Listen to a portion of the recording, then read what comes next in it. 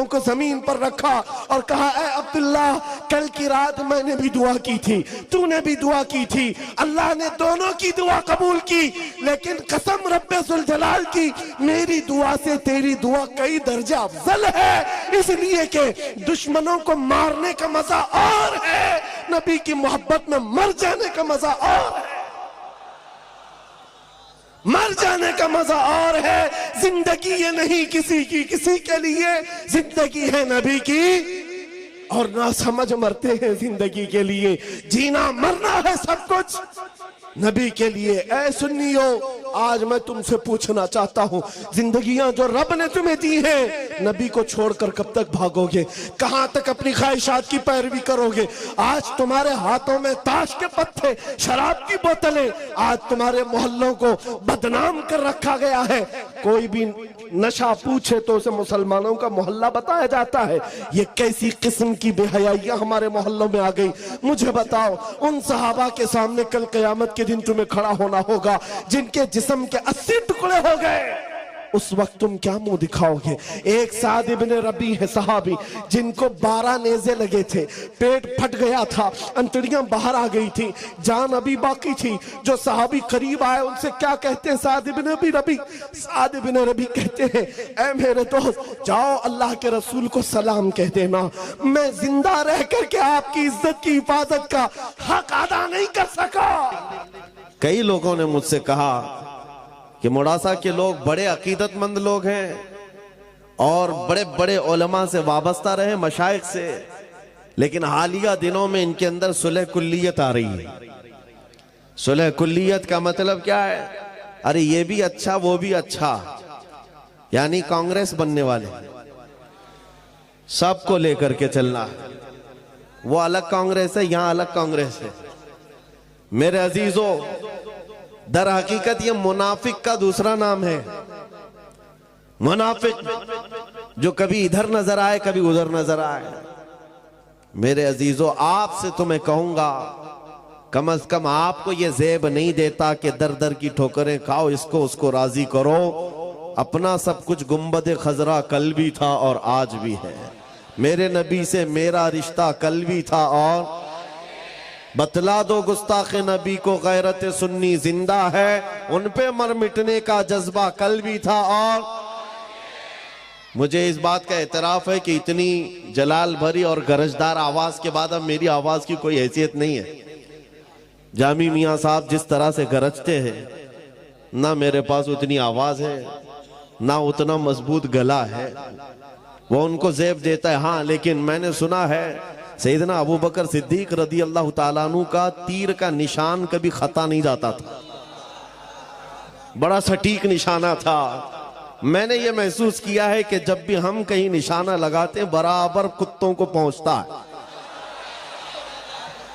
इतना तो है, हम बहुत ज्यादा गरज तो नहीं पाते तकरीर के जरिए से। नाजिम भी सही कह रहे थे, ना हमारे तकरीर में जुमलों की रमक दमक कुछ नहीं है। हाँ, बस ये है हुजूर पाक सल्लल्लाहु ताला अलैहि वसल्लम की, उनके दरबार की चाकरी और नौकरी बुजुर्गों ने हमारी गुत्थी में डाला। माओ से हमने सिर्फ दूध नहीं पिया, हुजूर की मोहब्बत भी पिया है। तो अब बात करेंगे तो हुजूर पाक सल्लल्लाहु ताला अलैहि वसल्लम की इज्जत के लिए बात करेंगे।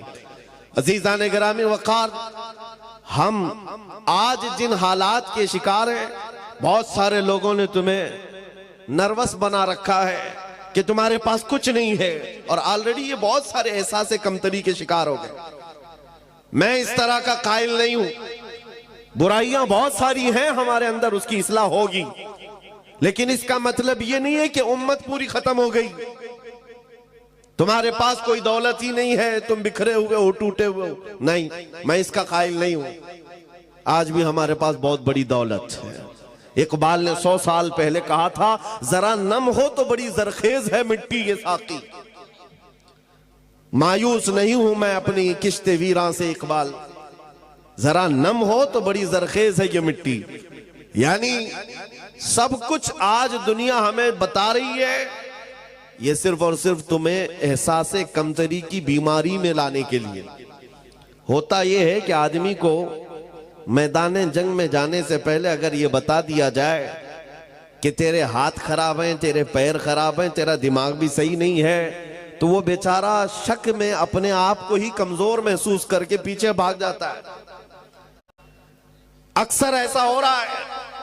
इस कौम को बार बार ये कहकर डराया जा रहा है कि तुम बिखरे हुए हो, टूटे हुए हो, तुम्हारे पास कुछ नहीं। और ये काम सुलह कुल्ली ज्यादा करते हैं।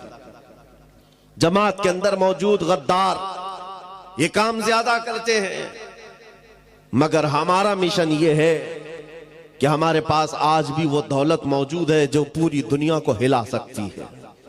और देखा भी है हमने, देखा भी है, सिर्फ अपने इलाके में नहीं, यूरोप की सरजमीन को भी हिलते हुए देखा जब खादिम हुसैन व्हील चेयर पर बैठकर लब्बैक पुकारता था।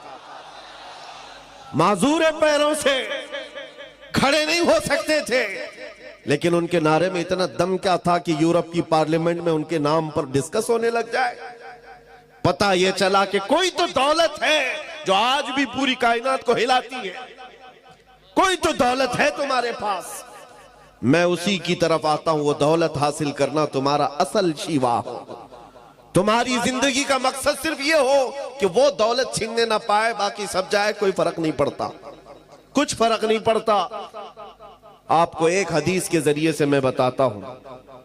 मेरे अजीजों, हो क्या गया है, हमने फख्र करने का जो तरीका है वो दूसरी चीजों पर सीख लिया।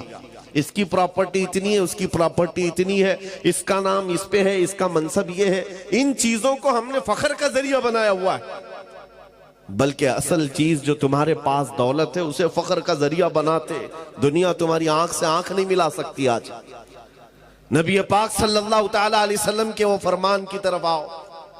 आज जो गरीबी का एहसास कर रहे हैं और अपनी महरूमी का एहसास कर रहे हैं, उनके लिए मैं बात कर रहा हूं।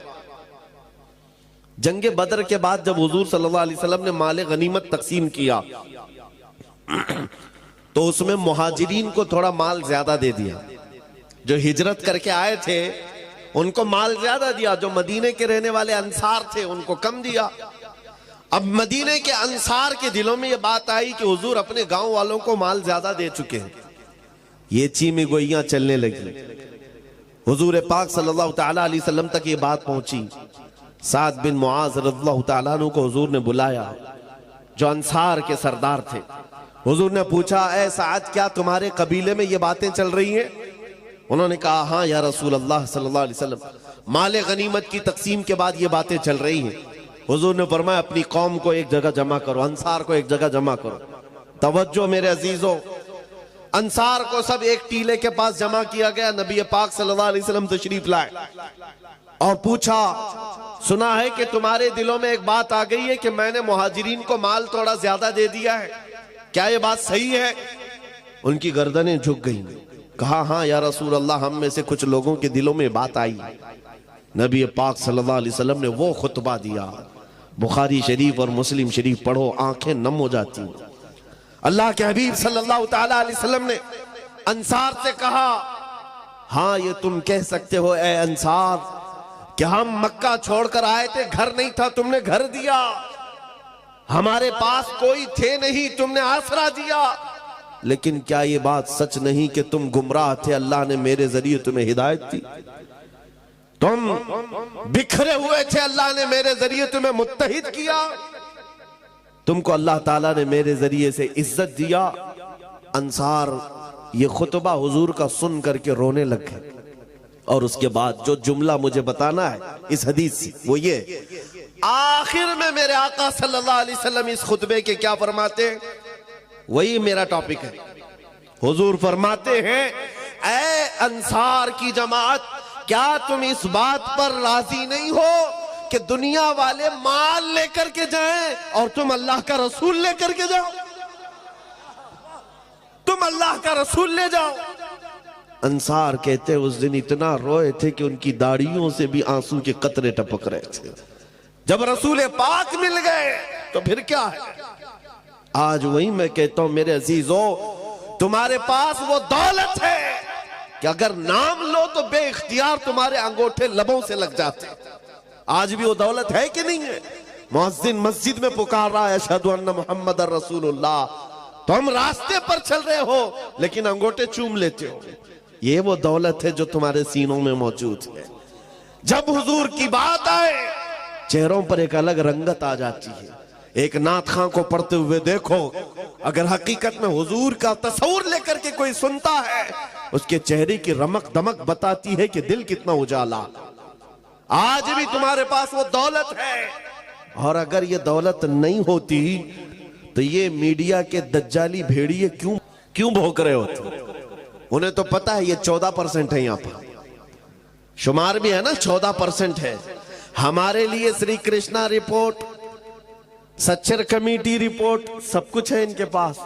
जो 10-10 साल सर्वे किए हुए जजेस ने रिपोर्ट पेश किया है सुप्रीम कोर्ट को कि मुसलमानों की हालत दलितों से भी नीचे है, बैकवर्ड हैं ये लोग, एजुकेशन में कम है, माल में भी कम है, ओहदों में भी कम है, डिपार्टमेंट में भी नहीं है, फौज में भी नहीं है। ये रिपोर्टें क्या ये मीडिया के दज्जाल नहीं पढ़ते? सब पता है, सब पता है, लेकिन बार बार हम पर भोंकते क्यों हैं? कभी सोचा आपने, जो कौम अपना एक ढंग का लीडर नहीं रखती, जो कौम के पास इत्तेहाद नहीं है, ये मीडिया 24 घंटे इस कौम को निशाने पर रखा क्यों है? बात सिर्फ ये है कि तुम कहते हो हमारे पास कुछ नहीं, वो बार बार कहते हैं तेरे पास कुछ है, तेरे पास कुछ है। तुम बार बार कहते हो हम लुटे हुए हैं, वो कहते नहीं तुम बड़े डरावने हो, तुम्हारे पास कुछ है। जिसको इकबाल कहता है कुछ बात तो है कि मिटती नहीं हस्ती हमारी, कुछ बात तो है कि मिटती नहीं हस्ती हमारी। सदियों रहा है दुश्मन दौरे जमा हमारा, तौहीद की अमानत सीनों में है हमारे, आसान नहीं मिटाना नामो निशा हमारा। मेरे अजीजों, जिस दौलत को मैं आपके सामने रख रहा हूं वही हमारे फख्र का जरिया है। इकबाल ने तो दीन की डेफिनेशन जो की है वो क्या है? टोपियां लगाकर घूमना दीन नहीं, दाढ़ियां सजा करके घूमना इसी को दीन नहीं कहा जाता, जुब्बों को दीन नहीं कहा जाता। दीन क्या है? बमुस्तफा बरसा खैश के दी हमाओस, अपने आप को नबी के कदमों तक पहुंचा दे, दीन इसी का नाम है। दीन यही है, गर्ब उन रसीदी तमाम बुल हबीस, और अगर हुजूर तक नहीं पहुंच सका तो जिंदगी अबू लहब की तरह। सुलह कुल्लियत का कीड़ा जिन्हें काटा है उनको मैं बताता हूं। हुजूर पाक सल्लल्लाहु तआला अलैहि वसल्लम के लिए सहाबा का जज्बा क्या था? सहाबा किस बात को ऐने ईमान समझते और ऐने हयात समझते? जिंदगी का भी मकसद वही है। क्या था? एक अनस बिन नुज़ैर सहाबी रसूल है, जानते हो इस बात में मशहूर थे कि उनकी बीवी से उनको कमाल दर्जे का इश्क था, मोहब्बत थी, बहुत मोहब्बत करते थे अपनी बीवी से। लेकिन रसूल पाक के सहाबी भी हैं। हुजूर पाक सल्लल्लाहु अलैहि वसल्लम उनके घर आए हैं, दोपहर का वक्त है। अनस बिन नुज़ैर हुजूर की मेहमान नवाजी कर रहे हैं। मक्का से कोई एक कासिद आया खत लेकर के हुजूर के पास, हुजूर पाक के पास पेश किया। रसूल अल्लाह सल्लल्लाहु अलैहि वसल्लम, बड़ा राजदार खत है। हुजूर ने लिया, अनस बिन नुज़ैर को दिया, कहा कि पढ़ो अनस क्या है इसमें, सुनाओ। अनस बिन नुज़ैर ने खत खोल करके सुनाया। मक्का वाले जंग की तैयारियां कर रहे थे, उनके जंगी हालात को खत में बयान किया गया था। नबी पाक सल्लल्लाहु तआला अलैहि वसल्लम ने खत को बंद करके कहा, अनस ये तेरे और मेरे बीच राज है, तेरे और मेरे बीच राज है। हुजूर ने जैसे ही फरमाया, अनस बिन नुज़ैर ने गर्दन झुका ली। अल्लाह के नबी सल्लल्लाहु तआला अलैहि वसल्लम बाहर निकलकर तशरीफ ले गए। थोड़ी ही देर के बाद इनकी बीवी अंदर से बाहर आती है, कहती है, अनस क्या बात चल रही थी तुम्हारे और हुजूर के बीच में?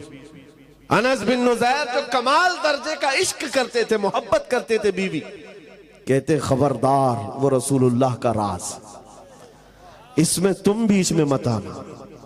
कमाले ईमान है ये। इश्क को एक तरफ रखो, हुजूर की जात अलग है। जहां नबी की बात आए, बीवी ने कहा मुझे भी तो सुनाओ क्या बात है, मैं तुम्हारी इतनी करीबी हूं। कहा सब ठीक है। हुजूर ने फरमाया राज है। बीवी ने हंस करके कहा, अनस बिन नुज़ैर क्या छुपाते हो, दीवार के पीछे से मैंने सुन लिया है, मक्का से खत आया है, जंग की तैयारियां हो रही हैं। ओ बीवी ने तो सुन लिया था। अनस बिन नुज़ैर ने क्या कहा जानते हो? कहा कुछ नहीं, सीधे जाकर गर्दन पकड़ ली अपनी बीवी की जिससे कमाल दर्जे की मोहब्बत करते थे। गर्दन पकड़ लिया, कहा उस वक्त तक गर्दन से तेरे हाथ नहीं हटाऊंगा जब तक रसूलुल्लाह का फरमान नहीं आएगा, क्योंकि ये मेरे और नबी के दरमियान राज था। तूने सुन लिया तो कहीं अल्लाह मुझ पर अजाब ना भेज दे कि नबी के राज को इफ्शा किया है अपने इश्क और अपनी मोहब्बत की बुनियाद पर। और गर्दन पकड़ करके ले आए हुजूर तक। हुजूर पाक सल्लल्लाहु ताला अलैहि वसल्लम के पास लाए, कहा आका मेरा कसूर नहीं है, इसने दीवार के पीछे से बात सुन ली, आपने कहा था राज है, मैं इससे बहुत मोहब्बत करता हूं आका, लेकिन राज इसने सुन लिया है, मैं गर्दन से हाथ नहीं हटा रहा हूं, अगर आप फरमाए तो इसकी जिंदगी में खत्म कर दूं। अल्लाह के नबी सल्लल्लाहु अलैहि वसल्लम ने फरमाया, अनस वो मेरी सहाबिया है, वो आम औरत नहीं थी, सहाबिया थी, छोड़ दो, जिस तरह तुम राजदार हो वैसे ही वो भी राजदार। अल्लाह के हबीब सल्लल्लाहु ताला अलैहि वसल्लम ने फरमाया, तब अनस बिन नुज़ैर ने हाथ हटाया, उन सहाबा के मेयार को क्या पहुंच सकोगे, सारी दुनिया एक तरफ डाल दी, हुजूर अगर राजी है तो पूरी कायनात हमारी। ला युमिनु अहदुकुम हत्ता यकून हवाहु तबअन लिमा जितु बिही, ये मेरे आका का फरमान सहाबा को याद था, तुम में से उस वक्त तक कोई मोमिन नहीं हो सकता जब तक कि अपनी ख्वाहिशात को मेरी मर्जी के मुताबिक ना बनाए। तुम अपनी ख्वाहिशात के मुताबिक जीने के लिए आए हो दुनिया में। यहां लोग, आपसे एक मसला मैं पूछता हूं, ये मेरी चादर है, मैं इसको चाहे 4 मर्तबा फोल्ड करके पहनूं, 3 मर्तबा, मेरा इख्तियार है कि नहीं है? मेरी चीज है, मैं जिस तरह चाहे पहनूं, मेरा अमामा है, मैं जिस तरह चाहे बांधूं, मेरी चीज का इस्तेमाल मैं जैसे चाहे कर सकता हूं, मेरा इख्तियार है। आपके पास जो चीज है, आप जिसके मालिक है, कुछ भी कर सकते हैं।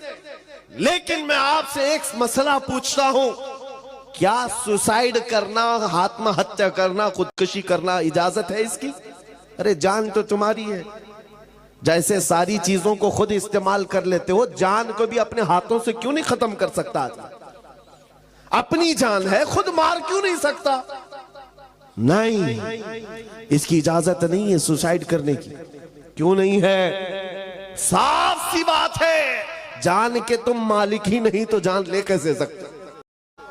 अन्नबिय्यु औला बिल मुमिनीन मिन अनफुसिहिम, कुरान कहता है मोमिनों से उनकी जान से ज्यादा करीब और जान के मालिक वो नबी रहमत की जात, मालिक रिकाबिल उमम। हम अपनी मर्जी से जीने नहीं आए, यहां पर हम अपनी ख्वाहिशात से जीने नहीं आए। जो ये कहता है वो झूठा है और वो धोखे में पड़ा हुआ आदमी है। मौलाना साहब अभी तो एंजॉय करने दो, थोड़ा बहुत इंटरटेन करने दो, जवानी है। तुमने अपने दिल की सुनी मेरे अजीज, शायद हो सकता है तुमने गैरों को देखा हो और उनके पीछे चल पड़े।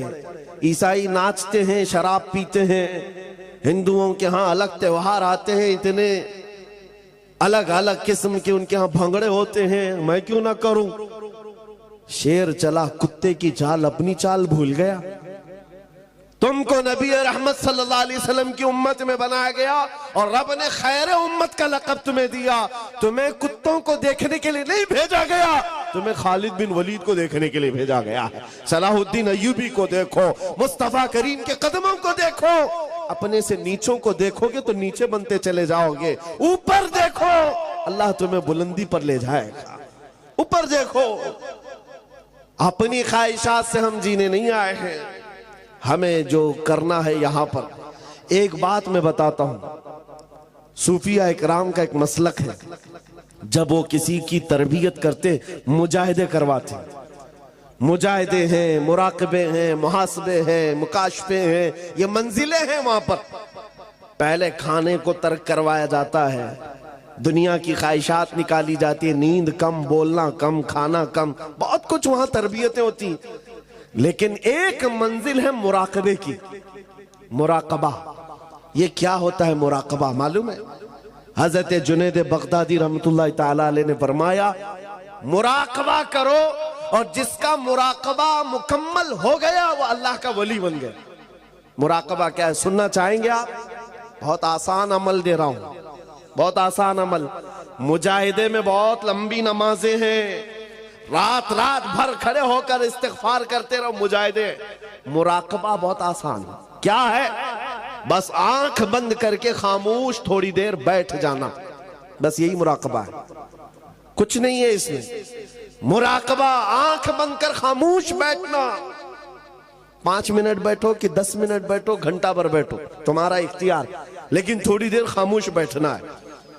5 मिनट बैठो, 10 मिनट बैठो, खामोश, किसी की फिक्र नहीं। लेकिन अब सवाल ये बनता है, जब बंदा आंख बंद कर खामोश बैठ जाए तो उसका दिमाग खामोश नहीं रहता, चलता रहता है, कुछ ना कुछ तो सोच आती है।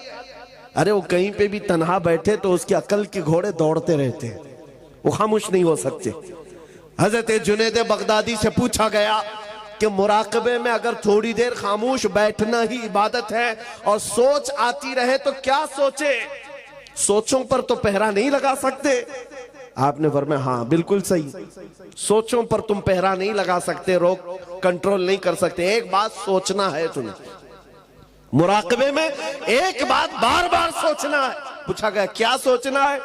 कहा बस इतना सोचना है कि मुझे इस दुनिया में क्यों पैदा किया गया, बस यही चीज सोचना है मुराकबे में। मैं यहां क्यों आया, मुझे क्यों पैदा किया गया, ये मेरी जिंदगी क्यों दी गई है, ये सोचते रहो, बार बार सोचते रहो, मुराकबे में यही सोचते रहो। फिर क्या होगा? हजरत जुनैद फरमाते एक वक्त आएगा तेरा ज़मीर पुकार कर खुद ही जवाब देगा तू क्यों आया। तेरा दिल पुकार कर जवाब देगा तू क्यों आया है। मैं मिसाल में बताऊं, जिसका मुराकबा कंप्लीट हो गया वो क्या जवाब देता है? बैठ करके रोजाना सोचता हो मैं क्यों आया, मेरी जिंदगी क्यों मिली, मुझे हयात क्यों दी गई, मुझे क्यों भेजा गया, रोज सोचता रहे। एक दिन उसका मुराकबा कंप्लीट होता है तो दिल उसका पुकार कर कहता है जिंदगी ये नहीं किसी की किसी के लिए, जिंदगी है नबी की नबी के लिए। ना समझ मरते हैं जिंदगी के लिए, जीना मरना है सब कुछ नबी के लिए। जिसका मुराकबा कंप्लीट हो गया, ताजुश शरिया ने पुकार कर कहा था जिंदगी ये नहीं है किसी की, हाँ जिंदगी है नबी की। ये जमीर पुकार कर खुद जवाब देता हम क्यों आए। और आला हजरत का मुराकबा हुआ होगा, तब उन्होंने क्या कहा था? दहन में जुबान तुम्हारे लिए, बदन में है जान, और हम आए यहां उठे भी वहां। जमीर पुकार कर कह रहा है हम अपने लिए नहीं आए हैं। उसी इमाम ने कहा था ला युमिनु, उसी इमाम ने कहा अला ला ईमान अली मल्ला मोहब्बत अला, उसका तो ईमान भी नहीं जिसके सीने में उनकी मोहब्बत नहीं। अजीजा ने गिरामी वक़ार, जिंदगी का मकसद समझो। कुरान में भी अल्लाह फरमा रहा है फहसिबतुम अन्नमा खलकनाकुम अबसा, तुम क्या ये गुमान करके बैठे हो कि हमने तुमको बेकार पैदा किया है? अल्लाह ने किसी को बेकार नहीं पैदा किया। तुम चौक पर, चौराहों पर, गटर नालों पर बैठकर अपनी जिंदगी को तबाही पर ना ले जाओ। तुम्हारा एक एक लम्हा कीमती है नौजवानों, तुम्हारी जिंदगी बड़ी कीमती है। सहाबा की जिंदगी को देखो, अल्लाहु अकबर।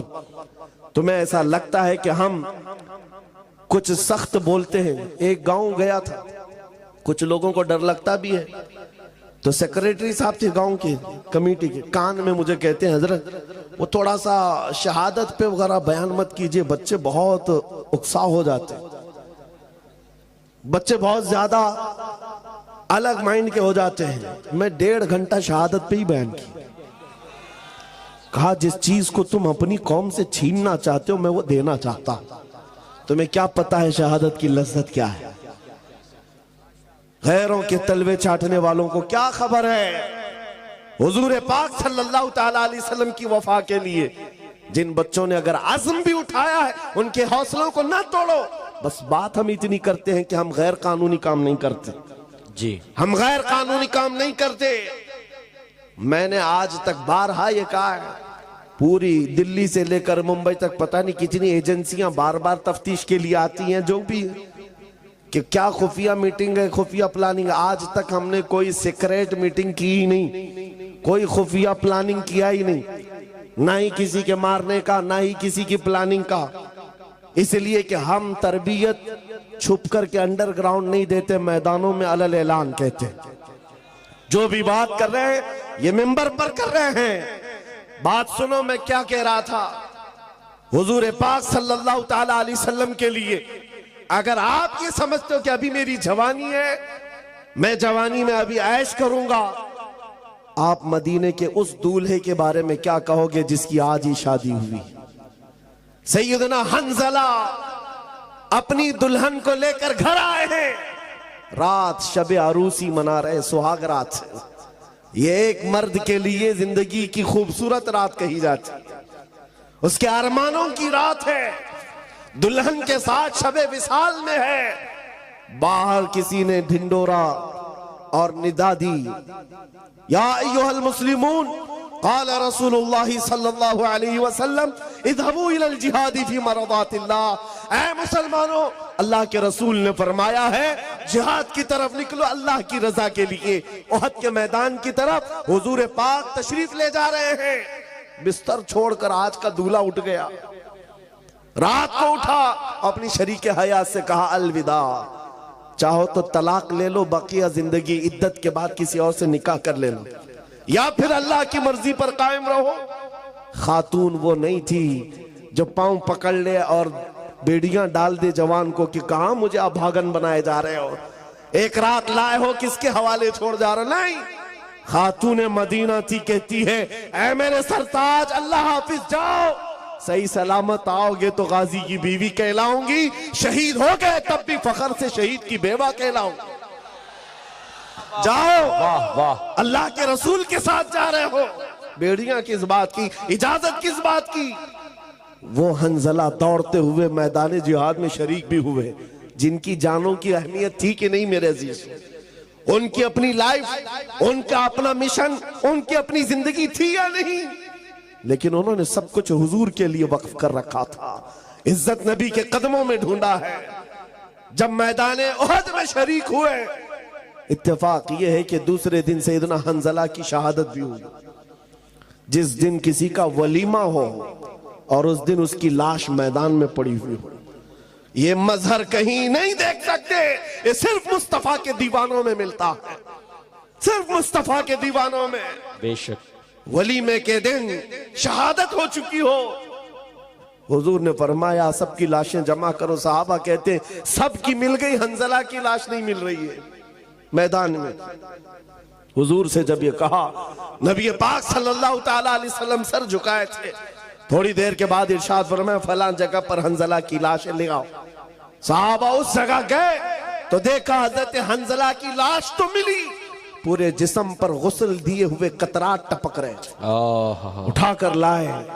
हुजूर ने फरमाया इसको अल्लाह के फरिश्ते उठा ले गए थे और गुस्ल दे करके लाए। सुभान अल्लाह। मसला तो यह है कि शहीद को गुस्ल नहीं दिया जाता, वो जिन कपड़ों में शहादत पाया है उसी में उसे दफन किया जाता है। शहीद के लिए गुस्ल भी नहीं, कफन भी नहीं। फिर ये हंजला को तन्हा 70 शहीदों में एक ही शहीद को गुस्ल क्यों है?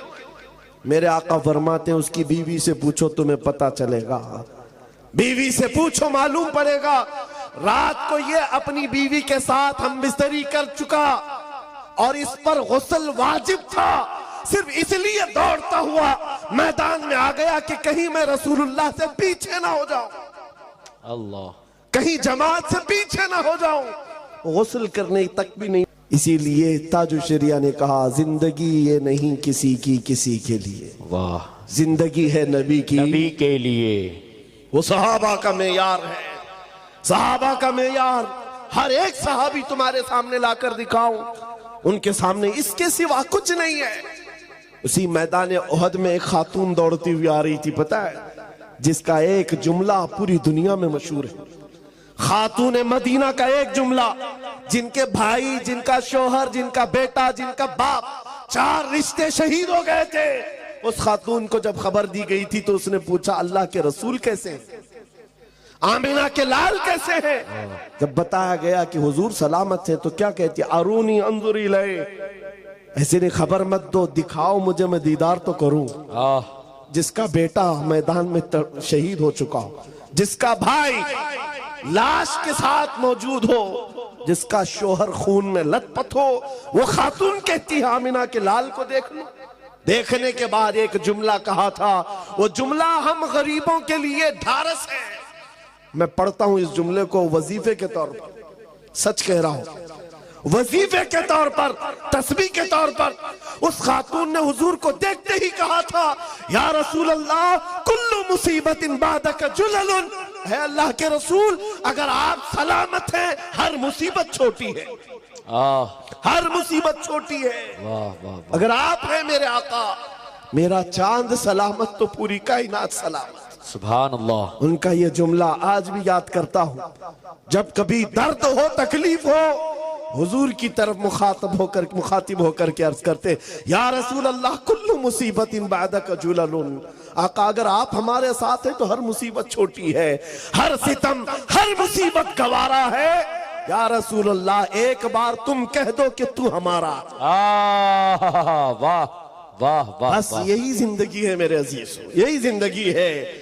ये वफादारी के साथ जब हमारा जवान खड़ा हो जाए, जीना मरना है सब कुछ किसके लिए? नबी के लिए। जीना मरना है सब कुछ नबी के लिए। एक नौजवान सहाबी, सुनो मेरे अजीज, शादी के लिए लड़की कोई नहीं देता था, काले अब्दुल्ला असवद हुजूर के पास आए, कहा हुजूर शादी का वक्त हो गया, कोई अपनी लड़की देता नहीं। हुजूर ने एक अंसारी साहबी के घर भेजा, जा कहना कि मैंने पैगाम भेजा है। और ये किसके घर हुजूर ने भेजा था? उस अंसारी साहबी के घर जिनकी बेटी मदीने की सबसे खूबसूरत, और ये काले रंग के साहबी ये पैगाम लेकर के आए उस सहाबी के पास। वो सक़फ़ी थे, अंसारी थे। जवान जब आकर खड़ा हुआ, कहा उस सहाबी ने, क्या बात है? कहा मैं आपकी बेटी के निकाह का पैगाम लाया। कौन भेजा? अल्लाह के रसूल ने भेजा। माँ माँ होती है, बाप बाप होता है, बेटी के लिए कुछ तो सोचेगा। ऊपर से नीचे देखा, काले रंग का नौजवान, हमारी बेटी दुशीजा, खूबसूरत, परियों जैसा रंग। कहा हम बाद में बताते हैं, इतना ही कहा था, हम बाद में बताते। अब्दुल्ला असवद कहते हैं उनको तो कोई ताज्जुब नहीं था, रोज रिजेक्ट करते थे, आज भी हो गया, उनके लिए कोई ताज्जुब की बात नहीं। वापस जा रहे थे, जैसे ही वो वापस निकले, जवान लड़की दुशीजा मदीने की, अंसारी की बेटी अंदर बैठी हुई बाहर आई। बाबा क्या बात है, कौन आया था? बाप ने कहा बेटी तेरे निकाह का पैगाम लेकर के आया था। किसने भेजा? अल्लाह के रसूल ने। कहा आपने क्या कहा? कहा उसका रंग तो काला था, जवान तो कुछ काम भी नहीं है, उसका घर भी नहीं है। बेटी ने अंदर से क्या कहा? बाबा आपने कौन सी खता की? आने वाले के रंग को देखा, भेजने वाले के हुस्न को नहीं देखा। सुभान अल्लाह। भेजने वाले के हुस्न को नहीं देखा। वो अहसनु मिन कलम तरक़त्तु वाजमलु मिन कलम तलिदिन निसा। उस रसूल का हुस्न नहीं देखा। क्या बात है, वाह। बेटी ने बाप को तंबीह कर दी, ये ईमान था। अपनी ख्वाहिशात को मार डालो हुजूर के साथ। बेशक बेशक। जब नबी ने फरमा दिया अपनी ख्वाहिशात क्या चीज है, जैसे ही उस सहाबी को एहसास हुआ, वो दौड़ते हुए आए हुजूर के पास।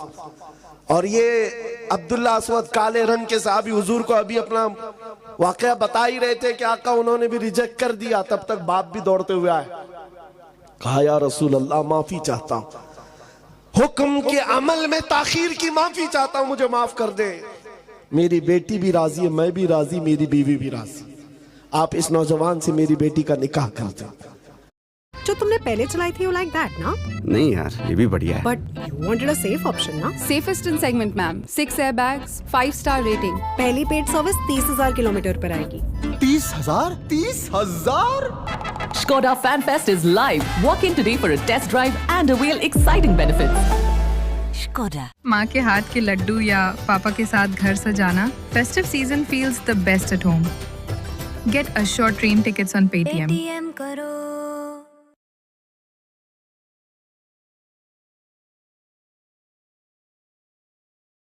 मस्जिद नबवी में उस काले रंग के सहाबी का निकाह मदीने की हसीन लड़की के साथ खुद मेरे आका फरमा रहे। निकाह हो गया, घर भी नहीं है। हुजूर ने पैसे दिए, जाओ शादी का सामान खरीद लाओ। कुछ सामान ले आओ, घर बसाओ आज जा करके। अब्दुल्ला अस्वद शादी का पैसा लेकर बाजार में गए। शाम का वक्त था, माल हाथ में है, खरीदने के लिए तैयार हैं। ढिंडोरची ने आवाज दी कि अल्लाह के नबी सल्लल्लाहु अलैहि वसल्लम पर, मदीने पर मुशरिकीन का हमला हुआ है। आका सहाबा के साथ मदीने से बाहर जा रहे हैं।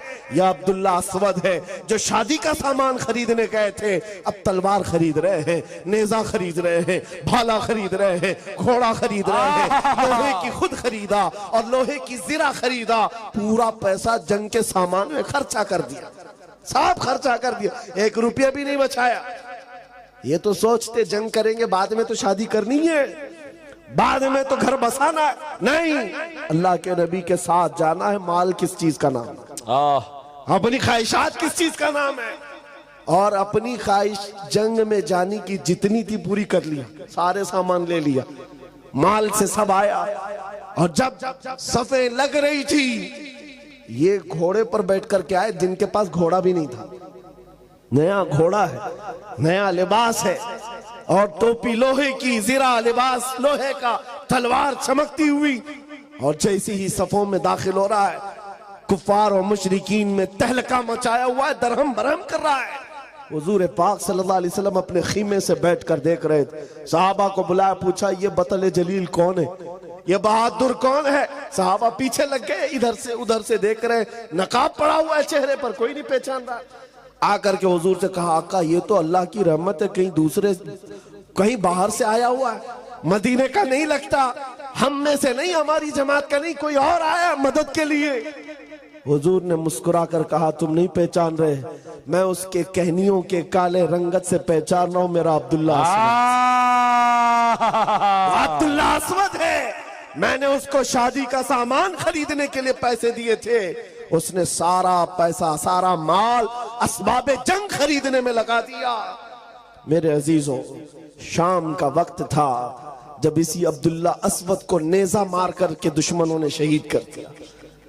आज का दूल्हा, ख्वाहिशात होती हैं कि नहीं होती? शादी करने की किसकी ख्वाहिश नहीं है? अरे जिसकी शादी अभी 4 दिन बाकी है, अम्मा बहनें सब उसको घर में बिठा देती, बाहर नहीं निकलना, नजर लग जाती है जी, बाहर नहीं जाना। वो हल्दी भी पहना है, पता नहीं लीमू भी लेके घूम रहा है और क्या क्या लोहा भी रख के घूमता है, अलग अलग रस्में हैं। कितना डर है तुम्हें अपने इस दूल्हे से। वो दूल्हे मदीने के कैसे थे जिनकी माएं दूध भी हुजूर के नाम पे पिलाती, सुभान अल्लाह, हुजूर के नाम पर पिलाती थी। अब्दुल्ला अस्वद जब शहीद होकर गिर गए, 70 शहीद थे मैदान अहद में, लेकिन हुजूर पाक चल करके जब सब शहीदों को देख रहे थे, मुआयना कर रहे थे, अब्दुल्ला अस्वद के पास आए, नीचे बैठ गए हुजूर जमीन पर। मेरे आका जमीन पर बैठ गए, उनका सर उठाकर अपनी गोद में रख लिया और उनके सर से टोपी उतारी और अपने हाथों से उनके चेहरे की धूल को साफ किया। सहाबा कहते हैं शहीद तो बहुत थे, लेकिन अब्दुल्ला अस्वद की शहादत पर हम सबको फख्र था। पूरी दुनिया शादी में जितनी खुशियां नहीं मनाती होंगी, वो हुजूर की गोद में खुशियां मना रहा। तुम मिले तो फिर कायनात क्या चीज है या रसूल अल्लाह, आप अगर हैं तो फिर दुनिया क्या चीज है। साहबा का यही मसलक है, यही मजहब है, यही है। आपको पता है माए दूध भी इस नाम पे पिलाती है। एक जवान की शहादत हो चुकी है मैदान में, यही ओहद के कितने वाकयात हैं। एक खातून दौड़ती हुई आई, कहा आका मेरा बेटा शहीद हो गया, इजाजत है तो मैं देख लूं। हुजूर इजाजत दे तो माँ बेटे को देखेगी, नहीं तो कौन सी माँ है, यहाँ पर तो नोहा करने लग जाती, मातम करने लग जाती, इन पर तो कंट्रोल किसी का नहीं। बेटे की लाश मैदान में है, हुजूर से पूछने आई, आप इजाजत दे तो देखो। हुजूर ने फरमाया जाओ अपने बेटे को देखो।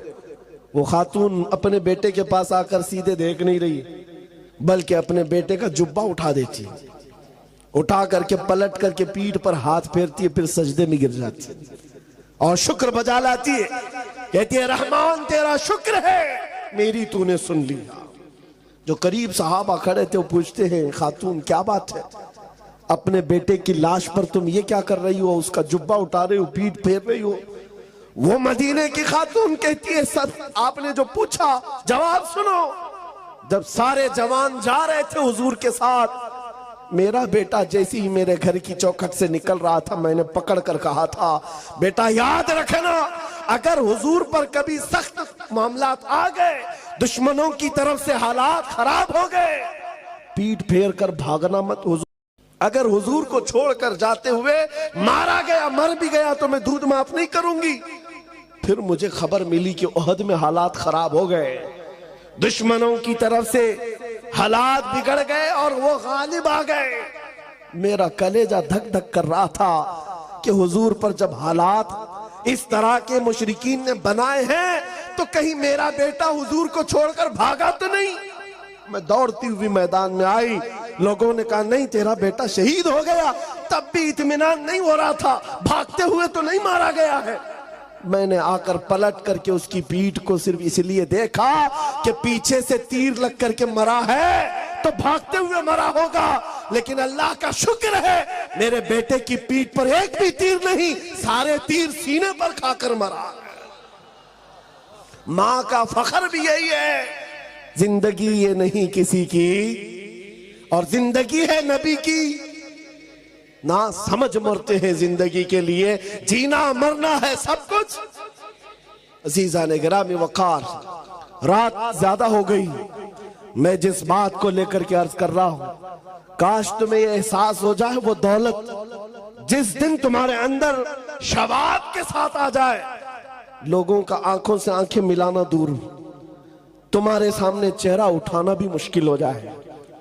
ये अल्लाह ताला ने रौब रखा है इश्क रसूल की दौलत में। दूर बैठकर भौंकने वाले कुत्ते बहुत भौंकेंगे, लेकिन जहां ये दौलत इश्क मुस्तफा हो, उसके साथ दुनिया आज भी मुकाबला करने से कतराती है, डरती है। आला हजरत ने दुआ भी यही किया था, या इलाही जब रजा ख्वाबे गिरा से सर उठाए, दौलत बेदार इश्क मुस्तफा का साथ। जब कयामत के दिन बहुत लंबी नींद से हम उठेंगे तो यार अब हमारे पास अगर कोई दौलत हो तो सिर्फ हुजूर की मोहब्बत। ये चीज ऐसी है जिससे बंदा बेखौफ हो जाता है। आज मैं आपको मिसाल के लिए कह रहा हूं, जितनी बातें कही हो सकता है आपको लगता हो तारीख की बातें, पुरानी बातें होंगी, किताबों की होंगी। ए नौजवानों, करंट इश्यूज को भी अगर देख लो तो तुम्हारा सीना चौड़ा हो जाए। वो फिलिस्तीन के निहत्थे मुसलमानों को देखो, गज्जा में रहने वाले वो निहत्थे मुसलमान जिनके पास खाने के लिए लुक़मे नहीं, और मुकाबिल में जो दुश्मन की ताकत खड़ी है वो सुपर पावर ताकतें हैं। यूरोपीय यूनियन पूरा का पूरा खड़ा है, सारे पेट्रोल मिसाइल सारे बम उन पर आजमा लिए गए, लेकिन 5 साल के बच्चों से भी ईमान खत्म नहीं कर सके। क्यों? डर है। 10,000 से ज्यादा बच्चों को मौत के घाट उतारा, 20,000 के करीब शहीद हो गए, लेकिन दुनिया अब भी ये कह नहीं सकती कि हम फतहयाब हो। इजराइल के कुत्तों को कयामत आ जाएगी ये कहने के लिए कि हम फतह पा ली। हाँ, इसलिए कि वो बच्चों के अंदर इतनी सख्तियां हैं, नाकों तले चने छपवा देते, इनकी बड़ी बड़ी बख्तर बंद गाड़ियां, उसमें भी ये डर के मारे सहमे हुए होते। किस बात से डरते इजरायली कुत्ते? ये सारी फौज किस बात से डरती है तुम्हें पता है? उन निहत्तों के पास गोली बम बारूद कुछ नहीं, अरे उनके नन्हे कंकरों और पत्थरों से भी तुम्हारा कलेजा चिर जाता। वजह सिर्फ ये है, जहां ये दौलत इश्क़ मुस्तफा हो फिर वो पूरी कायनात को हिला कर रखता। इसीलिए शायर ने कहा था, दीवान गाने इश्क़ मोहम्मद को देखकर घबरा गई है गर्दिशे दौरा कभी कभी, घबरा गई है गर्दिशे दौरा कभी कभी। इसीलिए आज एक बात और मैं बताता हूं, कुछ लोग आज इसी काम के लिए चल रहे हैं, जैसे कहा गया ना सुलह कुल्लियत, इनके यहां एक चीज है भाई, कोई सख्ती की बात न करो, कोई भी ज्यादा किसी के मुतालिक न कहो। ये सुलह कुल्लियत का ऐसा मिजाज है, हक को हक कहना, बातिल को बातिल कहना, ये तो ईमान है या नहीं? क्या आप गोबर को हलवा कहेंगे? बोल सकते हैं? अरे दिल को कैसे मनाओगे? किसी को खुश करने के लिए बोल भी दो। मियाँ गुजरात में इनका राज है, गोबर को हम कोहे नूर बोल रहे। हाँ, उनको मनाने के लिए बोल तो सकते हो, लेकिन जब चखोगे पता चलेगा गोबर गोबर ही है। मेरे बोलने से हलवा नहीं होता। इसीलिए कुर्सियों पर बैठे हुए लोगों की खुशामदी के लिए और वक्त की सख्ता को राजी करने के लिए अपने दीन धर्म मत बदलो। तुम दुनिया में भेजे गए हो मुस्तफा करीम की उम्मत बनाकर।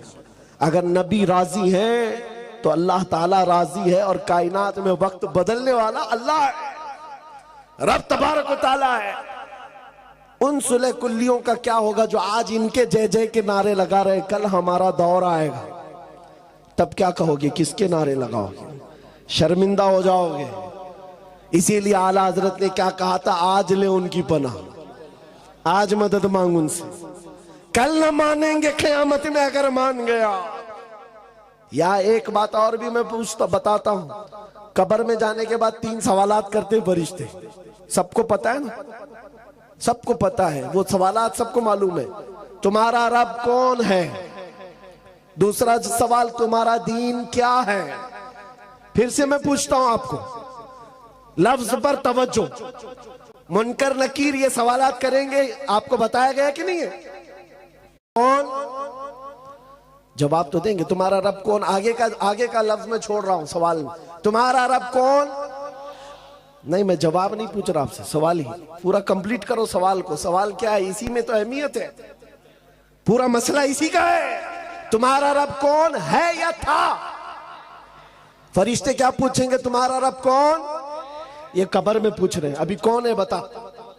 तुम्हारा रब कौन है? फिर दूसरा सवाल भी क्या है? तेरा दीन क्या? क्या ये पूछेंगे तेरा दीन क्या था? तेरा रब कौन था? नहीं, अभी क्या है? तेरा रब कौन है? तेरा दीन क्या है? लेकिन तीसरा सवाल हुजूर की तरफ दिखाकर ये नहीं पूछते इनके बारे में अब क्या कहते हो। नहीं, मा कुंत तक़ूलु फी हक़्क़ि हाज़ा रजुल, बता इनके बारे में दुनिया में क्या कहता था, कब्र में नहीं।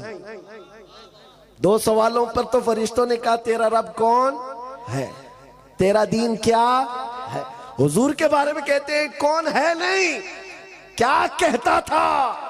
इसलिए कि सामने देख करके हर कोई कहेगा आका है, मौला है, नहीं चलेगा।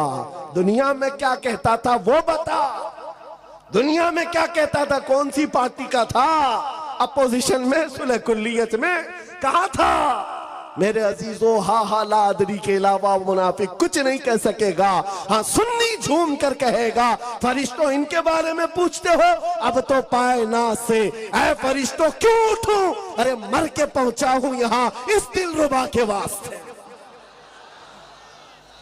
मर के पहुंचा हूं यहाँ इस दिलरुबा के वास्ते। और हम तो हुजूर के बारे में क्या कहते थे? ये फरिश्ते पूछेंगे ना क्या कहता था? हम तो ये कहते थे जहां में उनकी चलती है वो दम में क्या से क्या कर दे, जहां बानी अता कर दे, भरी जन्नत हिबा कर दे। नबी मुख्तार कुल है, जिसको जो चाहे ये हम कहते थे। अजीजा ने गिरामी, इसीलिए मैं आज बात कर रहा हूं। यहां क्या कर रहे हो इसी का एतबार है। नबी पाक सल्लल्लाहु अलैहि वसल्लम की एक हदीस, हुजूर ने फरमाया किसी के अच्छे अमल देख करके उसके पीछे न लग जाओ। सही हदीस है। हुजूर ने फरमाया ये देखो कि उसका खात्मा किस बात पर है। हुजूर ने फरमाया उसका खात्मा किस बात पर है। सारी जिंदगी का तारो मदार उसी पर है। आज हम आपको बारहा ये समझा रहे हैं कि इन हालात के शिकार होकर घर बदलना, दीन बदलना, नाम बदलना यह हल नहीं है, तुम्हारे लिए इलाज नहीं है, कहीं पर नहीं बचोगे। बखुदा खुदा का यही है दर, नहीं और कोई मफर मकर। जो वहां से हो यहीं आके हो, जो यहां नहीं तो वहां नहीं। आखिरी बात सुनो, हदीस पाक से ही मैं खत्म करता हूं। 2 सहाबा की दोस्ती तुम्हारे सामने रखता हूं। दोस्त भी कैसे थे? साद इब्न अबी वक्कास, अब्दुल्ला बिन जहश, जिनको कहते हैं ना हमारे यहां बहुत करीबी जिगरी दोस्त है। यानी उठना बैठना साथ में, खाना पीना साथ में, बाजार जाना साथ में, एक तरह के कपड़े पहनना। साद बिन अबी वक्कास, अब्दुल्ला बिन जहश, दोनों की गहरी दोस्ती थी, बड़ी यारी थी। उहद के मैदान में जाने से पहले रात को ये दोनों सहाबी बैठ गए, मुसल्ला बिछाते, कहते कल तो रसूलुल्लाह के साथ जाना है। 700 सहाबा हैं, 3000 काफिर हैं, हुजूर पाक के मदीने पर हमला हो रहे हैं। दोनों दोस्त क्या कह रहे हैं, क्या मशवरे चल रहे हैं, सुनो। दोनों कहते हैं, हजरत साद कहते हैं मैं दुआ करूंगा तू आमीन कह। अब्दुल्ला बिन जैश कहते हैं ठीक है मैं भी दुआ करूंगा तू भी आमीन कह। दोनों मुसल्ला बिछाकर बैठ गए। दुआ क्या करते हैं सुनो। साद इब्न अबी वक्कास हाथ उठाते हैं, या रब्बल आलमीन, कल सुबह जब रसूलुल्लाह के साथ हमारा जाना होगा, सफों में हम आगे बढ़ेंगे तेरे नबी के नाम की इज्जत की हिफाजत के लिए। मौला करीम मेरे सामने दुश्मनों का जो सबसे बड़ा पहलवान हो उससे मेरा मुकाबला करा था। दुआ क्या कर रहे हैं, जो सबसे बड़ा पहलवान हो मौला उससे मेरा मुकाबला करा। क्यों? साद इब्न अबी वक्कास की दुआ है। उधर अब्दुल्ला बिन जहश कह रहे आमीन आमीन। साद इब्न अबी वक्कास कहते मौला जब बड़े दुश्मन से मेरा मुकाबला हो, कभी मैं उसको सामने से मारूं, कभी दाएं से मारूं, कभी बाएं से मारूं, कभी पीछे से मारूं, फिर उसको गिराकर उसके सीने पर परचम इस्लाम लहराऊं, फिर कहूं लब्बैक या रसूल, फिर कहूं रसूलुल्लाह की इज्जत बुलंद है। यह दुआ है, दुआ रात के वक्त। और कल मैदान जंग में जाना है, जान हथेली पर लेकर। दुआ, अरे ख्वाहिश भी कैसी, अरे कोई और जंग में गए भी ना सिपाही तो छुप छुप करके जान बचाते हैं कि दुश्मनों के वार ना आए। और ये साद इब्न अबी वक्कास कहते हैं जो सबसे बड़ा दुश्मन पहलवान हो मेरा उससे मुकाबला हो। दुआ पर आमीन कहा अब्दुल्ला बिन जहश ने, करीबी दोस्त थे, जिगरी यार थे। उसके बाद जब दुआ खत्म हुई कहा अब्दुल्ला बिन जहश अब मेरी दुआ हो, तुम आमीन कहो। ये दुआ के लिए हाथ उठाते हैं। जब भी मैं ये हदीस पढ़ता हूं आंखों से आंसू आ जाते हैं, सच कहता हूं मेरे अजीज। अब्दुल्ला बिन जहश हाथ उठाकर कहते या रब्बल आलमीन, जब उहद के मैदान में तेरे नबी के साथ मेरा जाना हो, मैदान में सफों के अंदर मैं आ जाऊं, है रब्बे करीम तेरे नबी के नाम की इज्जत की हिफाजत के लिए दुश्मनों की तरफ से तीर चले, कभी मुझे सामने से मारा जाए, कभी दाएं से मारा जाए, कभी बाएं से मारा जाए, कभी पीछे से मारा जाए, कभी मेरे जिस्म के टुकड़े टुकड़े किए जाए और हर टुकड़े से मैं कहूं अल्लाह के रसूल की इज्जत बुलंद है, इस्लाम बुलंद है। ये ख्वाहिश, एक की ख्वाहिश है बड़े पहलवान से मुकाबला करने की, एक की ख्वाहिश है कि हुजूर के नाम पर कट कट कट कट के मर जाने की। दोनों ने आमीन कहा। उसके बाद सुबह हुई, सफों में गए। जानते हो मेरे अजीजों, ये सहाबा ऐसे थे, रसूल करीम सल्लल्लाहु अलैहि वसल्लम के चहेते सहाबा हैं। जब मैदान उहद में गए तो साद इब्न अबी वक्कास के सामने दुश्मनों का जो सबसे बड़ा पहलवान था, जिसके बारे में कहा जाता था वो 1000 इंसानों की ताकत रखता है, वो मुकाबिल में आया। साद इब्न अबी वक्कास ने कहा रहमान ने मेरी सुन ली, मेरी दुआ कबूल हुई। उसके बाद साद इब्न अबी वक्कास तीर चलाने लगे, हमला करने लगे। अरे इस तीर से बचता कौन? ये साद इब्न अबी वक्कास के वो तीर है। जब ये तीर चलाते, कसम रब्बे जुल जलाल की मेरे अजीजों, ये मकाम ये मर्तबा किसी को नहीं मिला जो साद इब्न अबी वक्कास को मिला। मेरे आका पीछे खड़े होते और यूं कहते इर्मी या साद बि अबी अंत व उम्मी, ऐ साद तीर चला, मेरे माँ बाप तुझ पर कुर्बान। हुजूर कह रहे, सारी दुनिया ये कहती है अल्लाह के रसूल मेरे माँ बाप आप पर कुर्बान, और रसूलुल्लाह कहते साथ तीर चला, मेरे माँ बाप तुझ पर कुर्बान। ये एक ही सहाबी है, तन्हा इर्मिया साद, ऐसा तीर चला। तीर चला थे और हकीकत में वैसे ही हुआ जैसे उनकी मर्जी थी। बुखारी शरीफ की हदीस है, लौ अक़समू अलल्लाहि लअबर्रा, अल्लाह के कुछ बंदे ऐसे हैं कि अगर वो कसम दे दे अल्लाह को, अल्लाह उनकी कसम पूरी करता है। ये वही सहाबा थे। ख्वाहिश तो एक रात पहले किया था, रब ने वैसे ही दुश्मन भेजा। अब साद इब्ने अबी वक्कास ने मारना शुरू किया, कभी दाएं से, कभी बाएं से, कभी सामने से, कभी पीछे से। वो तन्हा पहलवान को इतना चकनाचूर कर चुके थे, वो जख्मों से निढाल होकर गिर पड़ा, उसके सीने पर चढ़ करके परचम इस्लाम लहराया, पुकारा फिर लब्बैक या रसूल अल्लाह। ऐ नौजवानों, इस वक्त तो कहना बनता है लब्बैक या रसूल अल्लाह।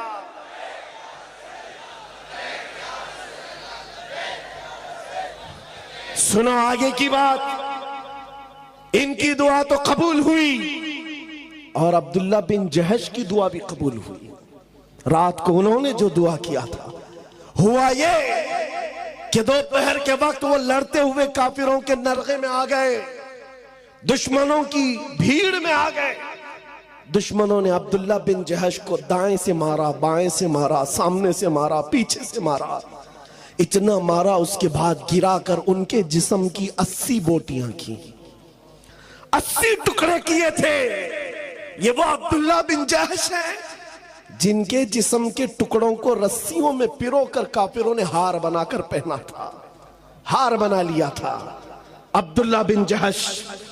मेरे अजीजों, अब जो बात कहनी है वो खुलासा कलाम, तकरीर का मेरे माहसल है, लुब्बे लुबाब है। जंग के खत्म के बाद जिसका बहुत करीबी यार दुनिया से गया, उस पर क्या बीतती है। जिसका जिगरी यार चला गया, साद इब्ने अबी वक्कास निकलते हैं मैदान में ढूंढते हुए, मेरा अब्दुल्ला बिन जहश कहां है। जिगरी यार था, जिसके साथ उठना बैठना मेरा रोज की हमारी गुफ्तगू उसके साथ। पता चला अब्दुल्ला बिन जहश शहीद हो गए, काफिरों ने उनके जिस्म के टुकड़े कर दिए। अब्दुल्ला बिन जहश की लाश को देखने के लिए साद इब्ने अबी वक्कास आते हैं। आकर देखा तो टुकड़े बिखरे हुए थे। उनके जिस्म के टुकड़ों को उठाया, अभी जान बाकी है, जैसे गोश्त फड़क रहा हो और गोश्त से आवाज आती हो, रसूलुल्लाह की इज्जत सलामत है, अल्लाह के रसूल की इज्जत बुलंद है। साद इब्ने अबी वक्कास ने जो जुमला कहा वही मेरी तकरीर का हासिल है। आपने उनके जिस्म के टुकड़ों को जमीन पर रखा और कहा, ऐ अब्दुल्ला, कल की रात मैंने भी दुआ की थी, तूने भी दुआ की थी, अल्लाह ने दोनों की दुआ कबूल की, लेकिन कसम रब्बे जुल जलाल की, मेरी दुआ से तेरी दुआ कई दर्जा अफजल है, इसलिए कि दुश्मनों को मारने का मजा और है, नबी की मोहब्बत में मर जाने का मजा और है। मर जाने का मजा और है। जिंदगी ये नहीं किसी की किसी के लिए, जिंदगी है नबी की और ना समझ मरते हैं जिंदगी के लिए। जीना मरना है सब कुछ नबी के लिए। ऐ सुन्नियो, आज मैं तुमसे पूछना चाहता हूं, जिंदगियां जो रब ने तुम्हें दी हैं, नबी को छोड़कर कब तक भागोगे? कहां तक अपनी ख्वाहिशात की पैरवी करोगे? आज तुम्हारे हाथों में ताश के पत्ते, शराब की बोतलें, आज तुम्हारे मोहल्लों को बदनाम कर रखा गया है। कोई भी नशा पूछे तो उसे मुसलमानों का मोहल्ला बताया जाता है। ये कैसी किस्म की बेहयाइयां हमारे मोहल्लों में आ गई। मुझे बताओ, उन सहाबा के सामने कल कयामत के दिन तुम्हें खड़ा होना होगा जिनके जिस्म के 80 टुकड़े हो गए, उस वक्त तुम क्या मुंह दिखाओगे? एक साद इब्ने रबी है सहाबी, जिनको 12 नेज़े लगे थे, पेट फट गया था, अंतड़ियां बाहर आ गई थी, जान अभी बाकी थी। जो सहाबी करीब आए उनसे क्या कहते हैं? साद इब्ने रबी, साद इब्ने रबी कहते हैं, ऐ मेरे दोस्त, जाओ अल्लाह के रसूल को सलाम कह देना, मैं जिंदा रह करके आपकी इज्जत की हिफाजत का हक अदा नहीं कर सका। नेज़े लगे हो, पेट फट गया हो, फिर कहते हैं मैंने हक अदा नहीं किया, हक अदा नहीं किया। हम तो बिरयानियां खाकर, गोश्त मुर्गे खाकर अभी भी ये सोचते हैं कि नारे लगाकर हक अदा कर दिया। जिन्होंने जानें दे दी, पेट फट गया, औलादें फना कर दी, फिर कहते थे जान दी हुई उसी की थी, हक तो ये है कि हक अदा ना हुआ। ऐ सुन्नियो, आज बेदारी का दिन है, आज बेदारी का दिन है। जैसे अभी आपको जामी मियां ने एक अहद लिया था दाढ़ियां रखने के लिए, बोलने की जरूरत थी, तुम्हें बोलने की जरूरत थी, शर्म किस बात की? अरे दूसरों को देखो चोटी रखने में शर्म नहीं आती, तुम्हें दाढ़ी रखने में क्यों शर्म आए? लोगों को हिजड़ा बनने में शर्म नहीं आती आज, और आपको हुजूर की सुन्नतों पर चलने का किस बात का डर है? अगर गुलाम हो तो खुलकर गुलामी करो, हुजूर से अगर मोहब्बत है, मोहब्बत का खुलकर इजहार करो। जहां जाओगे हर जगह मोहम्मद अरबी सल्लल्लाहु अलैहि वसल्लम का दीवाना हो। लोग तुम्हें पहचानने के लिए न कहें बता नाम क्या है तेरा, न पता चले बाप का नाम क्या है, न पता चले दादा का नाम क्या है। नहीं मेरे अजीजों, मुझे पहचानने के लिए लोगों को मेरे बाप मेरे दादा का नाम पूछने की जरूरत ना है।